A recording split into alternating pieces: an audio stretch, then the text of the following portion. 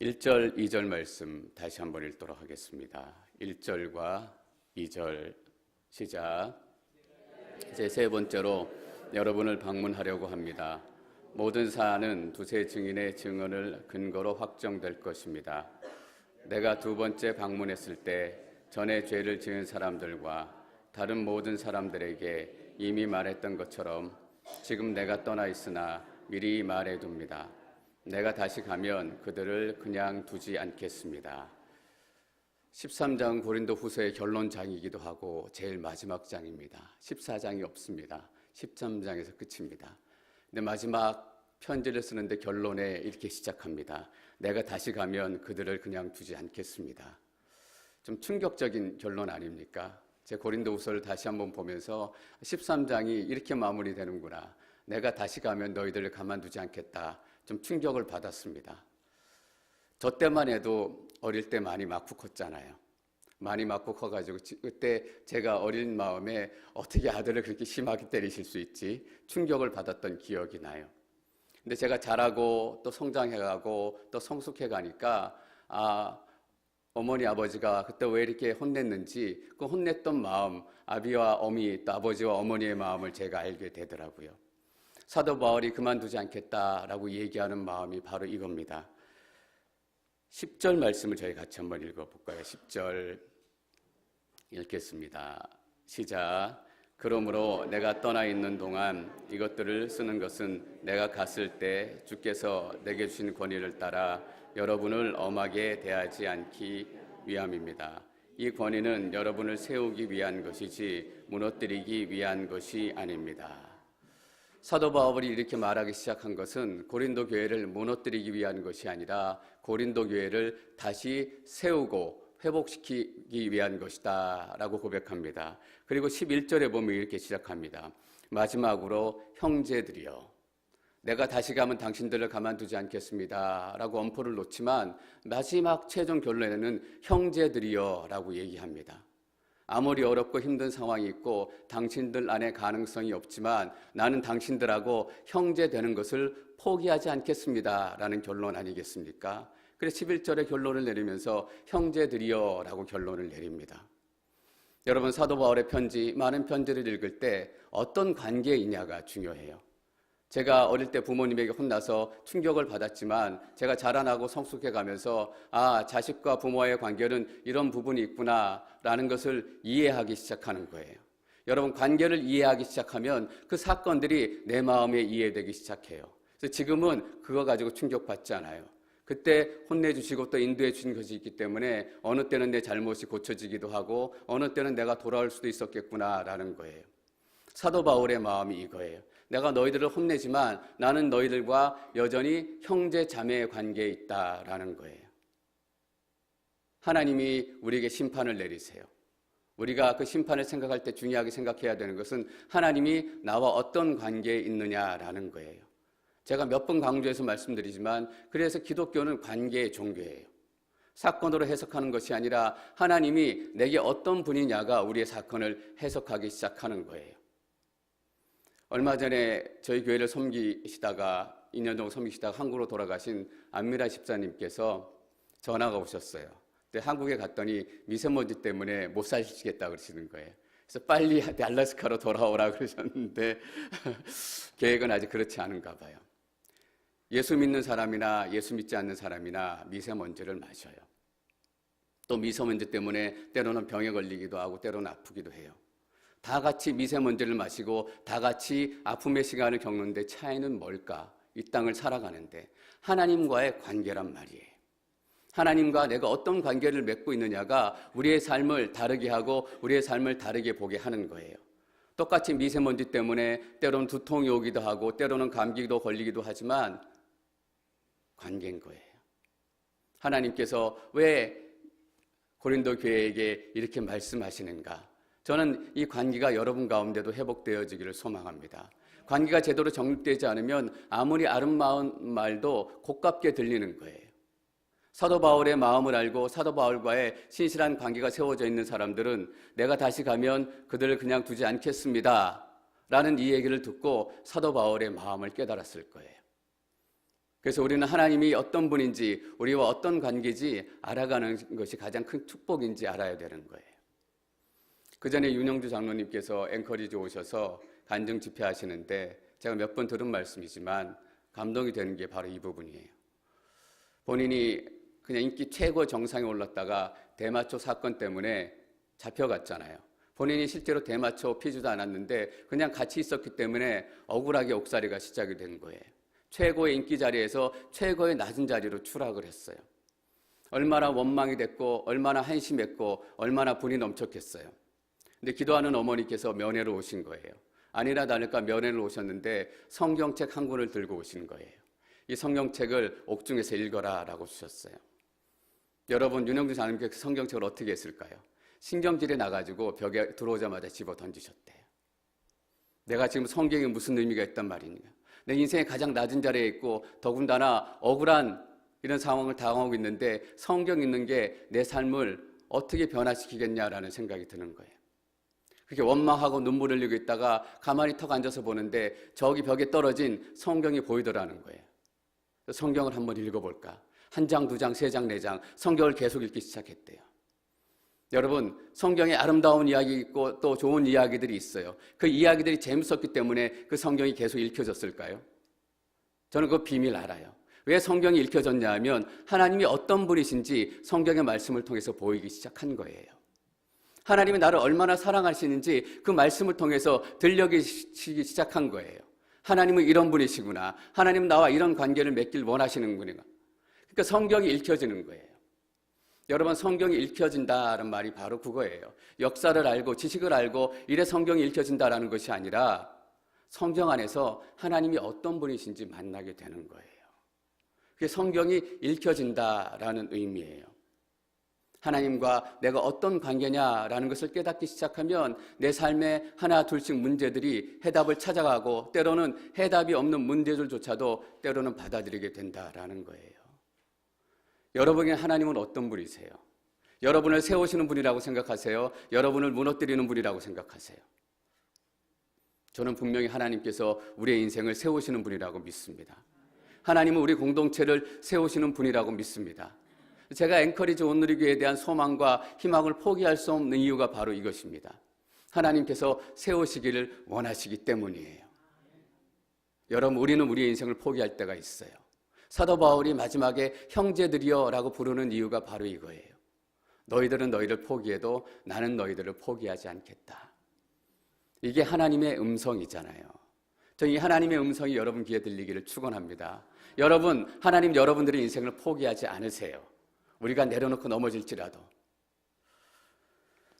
3절부터 4절까지 말씀 읽겠습니다. 3절과 4절 시작.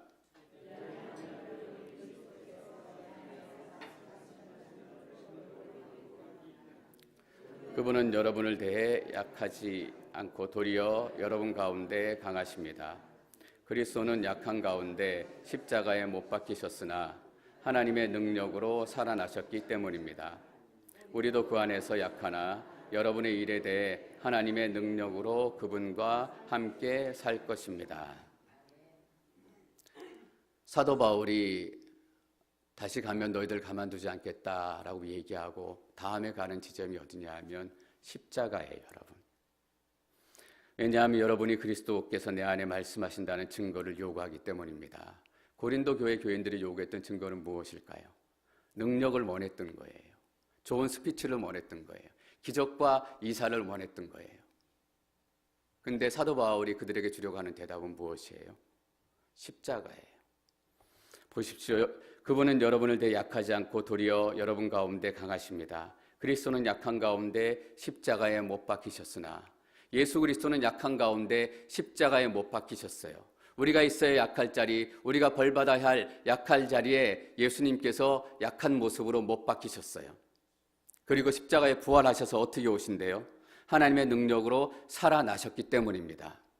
하나님의 능력으로 부활하시고 살아나셔서 이제는 강한 심판자의 모습으로 여러분 가운데 오실 것입니다 라고 말씀하세요. 여러분, 고린도 교회에게 왜 이런 얘기를 할까요? 여러분이 나를 약하게 보고 나를 능력이 없다고 보고 나를 설교를 못한다고 얘기하지만 나는 예수 그리스도의 강한 모습으로 너희에게 가게 될 것이다. 왜냐하면 하나님은 죄를 심판하시는 분이시다라는 경고예요. 여러분, 하나님은 죄를 심판하시는 분이세요. 그런데 그 가운데도 우리를 포기하지 않는 분이세요. 우리를 포기할 수 없기 때문에 누구를 포기했어요? 하나님 당신을 포기하신 거예요. 그 십자가에 예수 그리스도를 죽게 하시고 하나님의 아들을 포기하시고 버리신 거예요. 그리고 다시 부활하셔서 심판자의 모습으로 오셨어요. 십자가를 경험한 사람은 능력 있는 사람이 아니라 십자가를 경험한 사람은 삶이 변하는 사람이에요. 사도 바울은 그 얘기를 묻고 싶은 거예요. 너희들은 내게 기적과 이사와 능력을 요구하지만 내가 너희들에게 다시 묻겠다. 이전에 너희 안에 있었던 죄들이 없어졌냐? 이전에 너희 안에 있었던 거짓과 음란과 탐욕들이 사라졌냐? 과연 너희들의 인생이 변했냐라는 거예요. 그 죄들이 너희 안에 사라지지 않았다면 나는 예수 그리스도의 이름으로 너희에 가서 심판을 선포할 것이다 라고 말씀하시는 거예요. 여러분, 두려운 말씀이잖아요. 우리는 기적을 쫓아가고 능력을 쫓아가요. 근데 하나님께서 우리에게 뭘 원하세요? 변화된 삶을 원하시는 거예요. 기적을 쫓아가면 아무것도 남지 않아요. 능력을 쫓아가면 아무것도 남지 않아요. 여러분, 베니 흰이라는 목사님 아실지 모르겠어요. 치유의 능력을 행하고 주로 그런 쪽 사역 많이 하시잖아요. 그래서 쫓아다니시는 분도 많지만 너무나 그쪽을 강조한다, 너무나 번영, 성공을 강조한다라고 비난하는 사람들도 있어요. 어쨌든 그분이 하나님 안에서 잘 쓰임을 받고 최근에 그분이 고백하신 게 있어요. 내가 평생을 통해서 치유를 강조하고 성공을 강조하고 돈을 강조하고 이렇게 해왔는데 내가 지금 이 시간 돌아와서 보니까 나도 너무 나아갔다라는 거예요. 그렇게 자신도 기적을 쫓아가고 치유를 쫓아가고 성공을 쫓아가는 목회를 하다 보니까 너무 나아갔다라는 것을 스스로 고백하게 되는 거예요.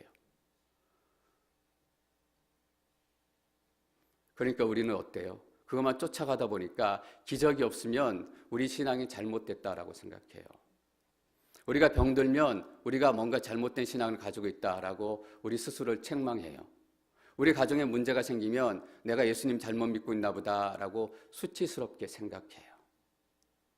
그게 아니다라는 거예요.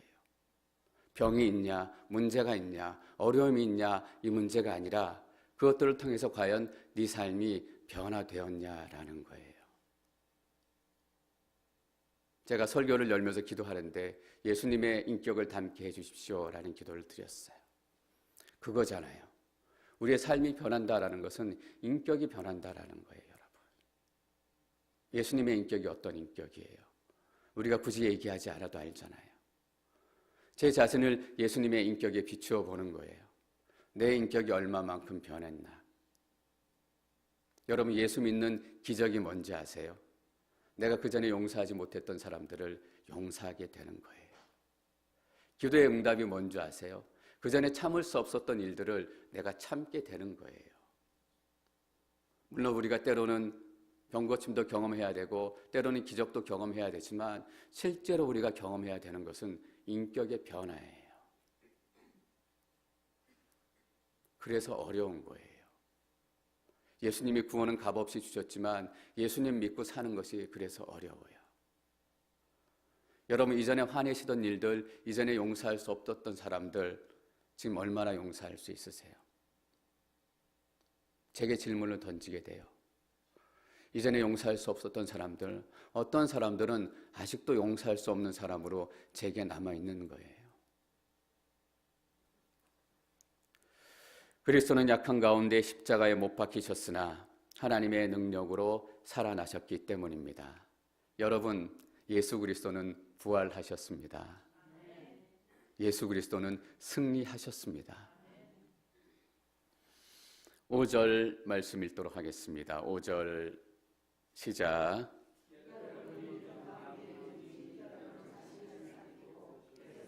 시험해 보십시오. 예수 그리스도께서 여러분 안에 계심을 스스로 알지 못합니까?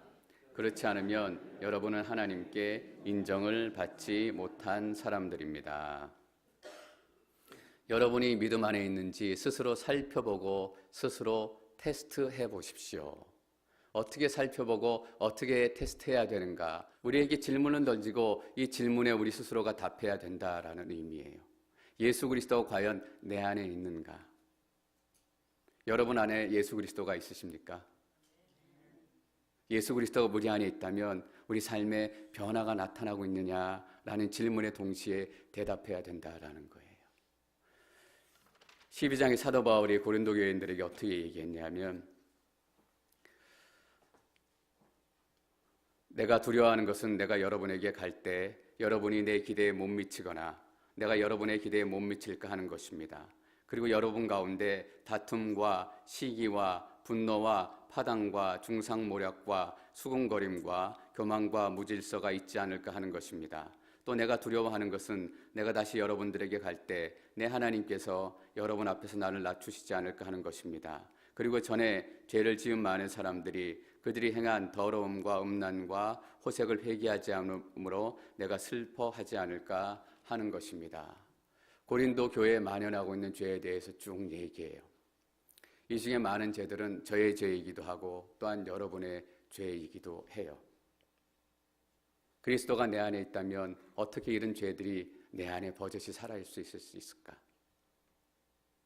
그리스도가 나를 다스리고 있다면 어떻게 내가 이런 죄를 계속해서 지을 수 있을까? 여러분 어떻게 대답하실 수 있으세요?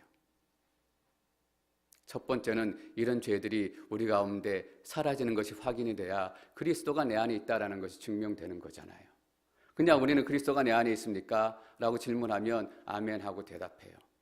그러나 조금 더 나아가서 조금 더 구체적으로 질문하면 우리가 자신 있게 대답할 수 없어요. 그렇지 않아요? 어떻게 예수 그리스도가 내 안에 계신데 나는 여전히 죄를 짓고 있지? 나는 여전히 음란하고 나는 여전히 거짓말하고 여전히 다투고 중상모략하고. 근데 여러분, 예수 그리스도가 내 안에 계시다라는 더 큰 증거, 더 중요한 증거가 있어요. 이 죄들이 사라져야 되기도 하지만 내 안에 이런 죄들이 드러나기 시작했을 때 내가 근심하게 된다라는 거예요. 내 마음이 불편해지는 거예요. 예수 그리스도가 내 안에 있는데 어떻게 이런 죄들이 내 안에 여전히 살아있을 수 있을까? 내가 여전히 거짓말할 수 있을까? 죄들 때문에 근심하기 시작해요. 여러분, 회개에 이르게 하는 근심은 뭐라 그랬어요? 우리를 구원케 하는 근심이다라는 거예요. 근심 때문에 내가 회개하고 회개함으로 다시 한번 그리스도 앞에 나아가게 되는 거예요. 여러분, 내 안에 그리스도가 계십니까? 라는 증거는 무엇일까요? 내 안에 죄가 없어야 된다. 물론 이것이기도 하지만 우리는 알아요. 우리가 너무 연약하기 때문에 우리 안에 죄 흔적들이 완전히 없어지는 것이 얼마나 어려운지. 그러나 그리스도가 내 안에 정말 있다면 이 죄의 문제를 가지고 다시 한번 그리스도 앞으로 나아가는 거예요. 이게 그리스도가 내 안에 있다라는 거예요. 이것이 성령의 내 안에 있다라는 증거예요. 근데 그리스도가 내 안에 있지 않은 사람은 어때요? 이런 질문조차 던지지 않는다라는 거예요. 이런 질문에 대답조차 하기 싫어한다라는 거예요.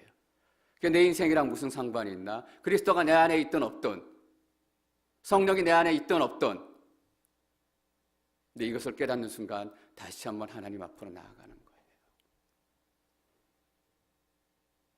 사도 바울은 고린도 교회 교인들이 회개하기를 원했어요.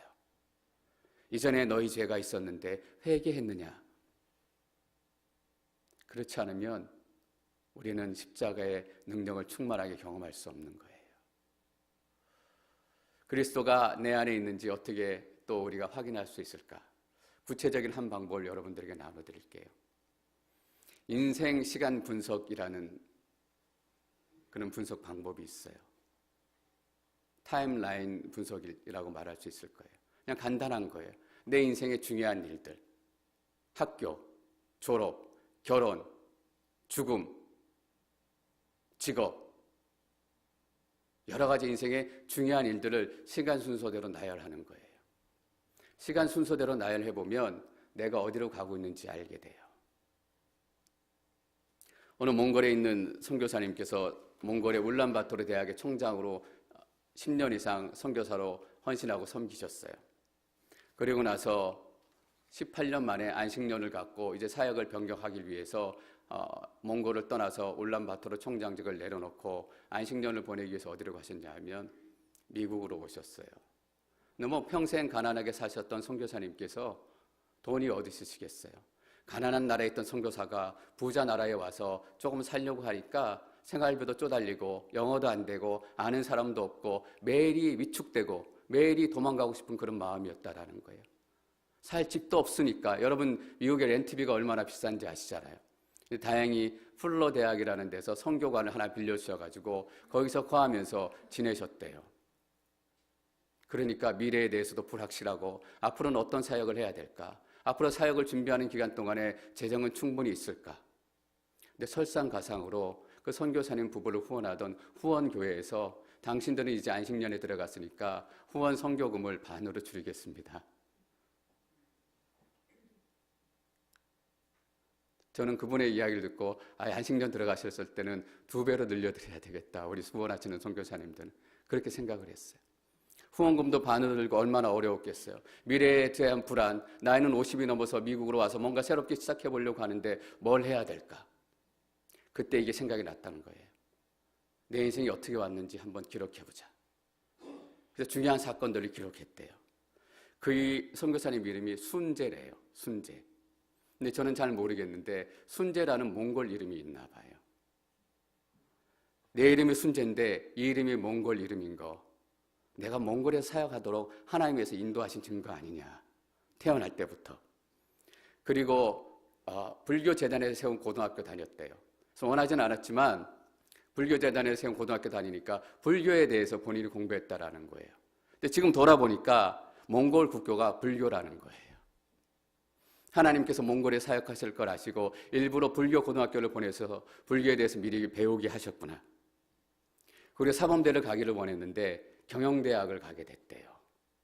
경영대학을 갔기 때문에 울란바토르 총장으로 대학을 운영할 수 있게 된 거예요. 그리고 군대 가서 행정병으로 근무한 것도 기억이 나더라는 거예요. 그 행정병으로 근무했던 그 경험들이 학교를 운영하는 데 얼마나 도움이 됐는지. 그리고 더 나아가서는 중학교 때 여의도에서 열린 빌리 그레이엄 목사님 집회에 자기가 우연히 참석했다가 예수님 만나고 헌신하게 된 거래요. 그리고 어떤 분을 만나가지고 뜻하지 않게 자기가 그냥 공부를 계속하려고 했는데 목회자가 돼야 되겠다, 선교사가 돼야 되겠다라고 결심했다라는 거예요. 시간표들이 이 중요한 이야기를 쭉 누르다 보니까 가는 방향이 보이는 거예요. 내가 어디로 가야 하는지, 몽골까지 인도하신 지금 하나님께서 내 삶을 계속해서 인도하고 계시는구나 라는 것을 보게 됐다는 거예요. 그러니까 예수 그리스도가 내 안에 있구나. 더 이상 미래에 대해서 불안하지 않고 더 담대해지기 시작했다라는 거예요.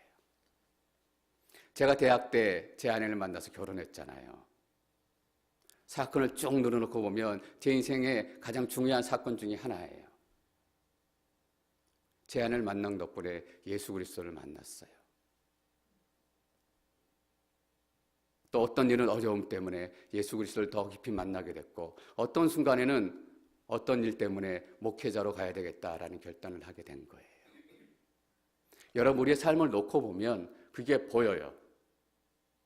내가 왜 여기 있는지, 내가 왜 지체들과 함께 있는지. 그러면 우리 현재 함께하는 시간이 너무 아름답고 너무 소중한 거예요. 여러분과 함께 예배하는 이 시간, 여러분과 함께 기도하는 이 시간, 우리는 함께 예배하면서 하나님이 어떤 분이신지 알아가게 될 줄 믿습니다. 우리가 함께 기도하면서 함께 기도의 응답과 능력을 경험하게 될 줄 믿습니다. 우리가 왜 여기 있는지, 여러분이 어떤 상황과 형편에 있는지 물론 중요해요. 그러나 그것보다 더 중요한 것은 그리스도가 여러분 삶 안에 계시다라는 것이에요. 여러분의 삶보다 그리스도가 여러분 안에 계시다라는 것을 더 강력하고 정확하게 증명해 줄 수 있는 것이 어디 있어요? 우리의 삶이 그 증거인데. 여러분이 믿음 가운데 있는지 여러분 자신을 살피고 계속해서 시험해 보십시오. 계속 시험해 봐야 돼요, 여러분. 그냥 믿음은 다 되지, 이게 아니라 계속 시험해 보고 나를 체크해 보고 나의 믿음이 어디까지 와 있는지. 안 그러면 우리는 딸려가요. 안 그러면 우리는 너무나 쉽게 속아요. 안 그러면 우리는 너무나 흔들려요. 몸 좀 아프면 예수님이 나 벌하시나 보다. 장사 좀 안 되면 금방 그렇게 결론을 내는 것이 아니라 그 시간에도 하나님께서 이것을 통해서 어떤 일을 행하실까? 제 인생을 보면 제가 때로는 기대할 때가 있어요. 내가 좀 정신 나간 거 아니야? 내가 나를 아는데 뭐 그렇게 큰 기대를 하나? 그리스도가 내 안에 있는 것을 깨닫게 되는 그 순간, 그래서 우리는 서로가 달라 보이기를 축원합니다. 나는 나를 포기해도 사도 바울은 고린도 교회를 절대 포기할 수 없었던 것입니다. 그렇지 않으면 여러분은 하나님께 인정받지 못한 사람들입니다. 인정받지 못했다라는 것은 시험에 통과하지 못하고 실패했다라는 의미예요. 내가 스스로 나의 삶을 비추어서 그리스도가 내 안에 있는가라는 질문에 대답하기 시작하면 나의 믿음이 점검이 되어진다라는 거예요. 사도 바울이 왜 고린도 교회들에게 시험해보라고 얘기할까요? 그들이 하나님 안에서 자기들의 믿음을 시험해보고 자기들의 믿음이 어디까지 와 있는지 알게 되면 그들의 인생 안에 사도 바울의 자리가 있다라는 거예요. 2년 전에, 3년 전에, 4년 전에 사도 바울이 고린도 교회에 와가지고 그들과 함께 지냈던 시간, 사도 바울을 통해서 예수님을 만나고 사도 바울을 통해서 성령의 체험을 경험하고 그 시간들이 시간표에 드러난다라는 거예요. 그러면 너희는 내 말을 듣게 될 것이다. 내가 너희를 얼마나 사랑하는지, 너희를 위해서 얼마나 기도하는지. 그래서 이렇게 기도 제목을 얘기합니다. 8절과 9절 말씀 읽겠습니다. 8절과 9절 시작. 오직 진리를 위해서만 무엇인가를 할 수 있습니다. 우리가 약할지라도 여러분이 강하다면 우리는 기쁩니다. 우리가 여러분을 위해 기도하는 것은 여러분이 온전하게 되는 것입니다. 쉽게 말하면 나의 기도 제목은 여러분들이 회복되는 것입니다 라는 거예요. 회복된다라는 말은 완전하게 된다 뜻도 있고 또 강해진다라는 뜻도 있어요. 사도 바울은 믿는 거예요. 자기가 고린도 교회 교인들을 위해서 기도할 때 고린도 교인들이 약한 가운데 시작했지만 십자가의 능력으로 강해질 것이다 라는 믿음이 있어요. 전 여러분들이 약함 가운데 시작했지만 예수 그리스도의 십자가의 능력으로 회복을 경험하고 강하게 되는 역사가 나타날 줄 믿습니다. 하나님께서는 여러분들과 함께 하시는 거예요. 11절 말씀 읽겠습니다. 11절 시작. 마지막으로 형제들이여 기뻐하십시오. 온전하게 되기를 힘쓰십시오. 서로 격려하십시오. 같은 마음을 품으십시오. 화평하십시오. 그러면 사랑과 평강의 하나님께서 여러분과 함께 하실 것입니다. 거룩한 입맞춤으로 서로 무난하십시오. 내가 다시 가면 당신들을 가만두지 않겠습니다. 엄포를 놓았던 사도 바울이 이제는 거꾸로 얘기해요. 마지막으로 형제들이여 기뻐하십시오. 온전하게 되기를 힘쓰십시오. 서로를 격려하십시오. 같은 마음을 품으십시오. 화평하십시오. 사도 바울이 어떤 마음을 느낄 수 있습니까? 나는 여러분들이 다시금 기쁨에 거하게 될 줄 믿습니다. 나는 여러분들의 마음이 온전하게 될 줄 믿습니다. 여러분들이 서로 다투고 분쟁을 멈추고 이제는 서로 격려하는 사회가 될 줄 믿습니다. 같은 마음을 품고 화평을 이루는 공동체가 될 줄 믿습니다. 사도 바울이 포기한 것 같지만 절대로 포기할 수 없는 거예요. 기도하면 기도할수록 그들 안에 하나님의 소망이 있고 하나님의 계획이 있고 하나님께 행하실 일들이 있다는 것을 사도 바울이 기도 중에 보고 경험하게 되는 거예요. 화평하십시오. 맨날 싸우는 고린도 교인들이 어떻게 화평할 수 있을까? 근데 화평하십시오라고 권면해요. 여러분, 그렇게 될 수 없는 사람들에겐 이렇게 얘기하지 않아요. 제가 어떤 성도님들에게 기도하십시오라고 얘기하면 그래도 그분이 기도할 만하기 때문에 기도하십시오라고 얘기하는 거예요. 천상가에 기도하지 않을 것 같은 분에게는 그런 얘기가 잘 안 나온다라는 거예요. 이런 사역이 있는데 좀 도와주십시오라고 부탁하잖아요. 아예 도와줄 것 같지 않은 분들은 부탁을 안 해요. 그래도 도와주실 것 같은 분들에게 부탁을 하는 거예요. 사도 바울이 왜 이렇게 얘기해요? 기뻐할 수 있다라고 믿기 때문입니다. 저는 여러분들이 기뻐할 수 있다라고 믿습니다. 또한 화평할 수 있다라고 믿습니다. 하나님께서 여러분들을 온전하게 회복시키시리라고 믿습니다. 왜냐하면 우리가 우리를 포기할지라도 하나님께서는 절대로 고린도 교회를 포기하지 않은 것처럼 우리 앵커리지 온누리 교회를 포기하지 않고 여러분 한 분 한 분을 절대로 포기하지 않을 것이기 때문입니다. 이 하나님이 우리의 하나님입니다. 이 하나님이 누구예요? 하늘에 계신 우리 아버지. 주기도문이 우리 아버지로 시작하는 것이 얼마나 큰 의미인지 여러분 아세요? 하늘에 계신 우리 아버지. 내가 억지로 하나님께 구하는 것이 아니라 내가 하나님의 아들로서 하나님의 자녀로서 아버지한테 부탁하고 아버지한테 간청하는 거예요. 이전과 달라요. 세상에 어떤 기도가 아버지라고 기도하는 기도가 있어요. 하나님 외에는. 저희 관계가 얼마나 놀라운 관계인지 하늘에 계신 우리 아버지 이 이름을 부를 때마다 그 하나님의 사랑, 이 하나님의 사랑 때문에 우리는 변하게 될 것입니다. 여러분 소망을 버리지 마십시다. 우리 안에 있는 소망은 버리되 예수 그리스도 안에 있는 십자가로 시작된 이 소망은 영원히 흔들리지도 않고 영원히 바뀌지도 않고 우리를 새롭게 하시고 우리를 온전케 하실 줄 믿습니다.